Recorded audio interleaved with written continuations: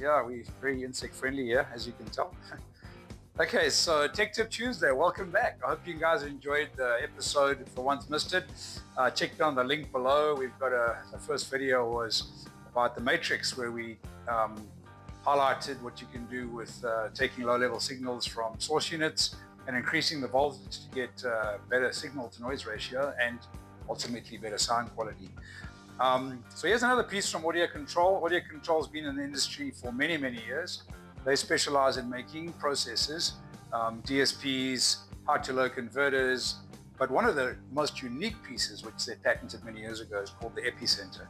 Now, this is a really unique piece, and where it derived from was music back in the 70s and 80s was recorded mostly for radio play.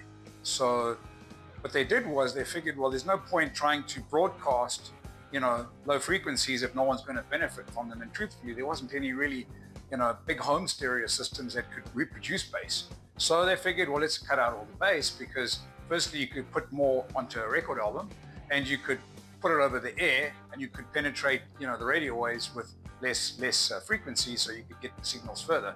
So to sum that up, what that means is they cut off the frequencies from around about 60 hertz and down, which means the low bass that you experience in modern day recordings just simply are not there. So you can turn up the volume, you can do what you like, you can turn up the bass knob.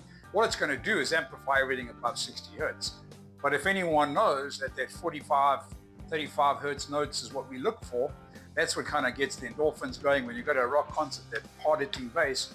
And if anyone's been to a live rock concert, they would know, especially if listened to someone like the Stones in live versus what's recorded back in the 70s and 80s, and even sometimes part of the 90s, it's just so thin.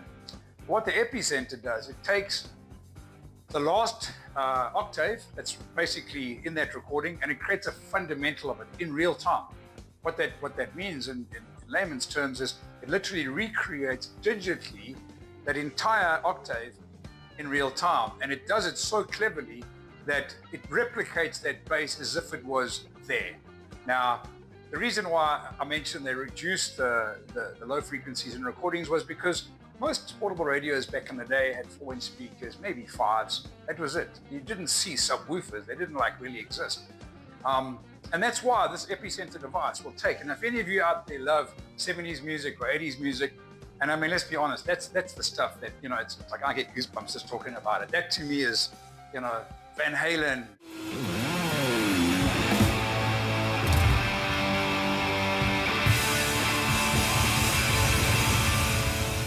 Bad Company.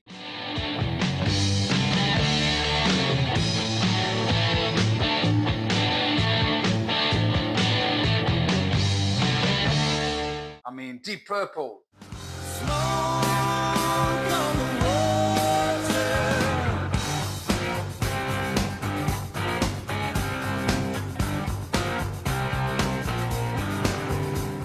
Led Zeppelin, all these tracks. So I'm going to play a couple of these tracks, and we've got a camera down there on the woofer, and over here I've got a control knob, which is a remote wide knob that essentially fits up on your dashboard. And this can go onto any system with a woofer.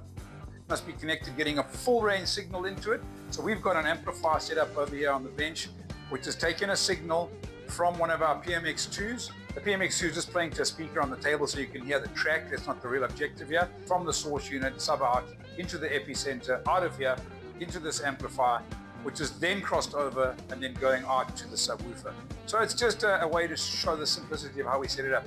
I'm going to play a recording which is, you're probably going to recognize it. If some of you don't, and you will know that this just never sounds great. And I'm going to show you how to make these songs sound like they were recorded yesterday.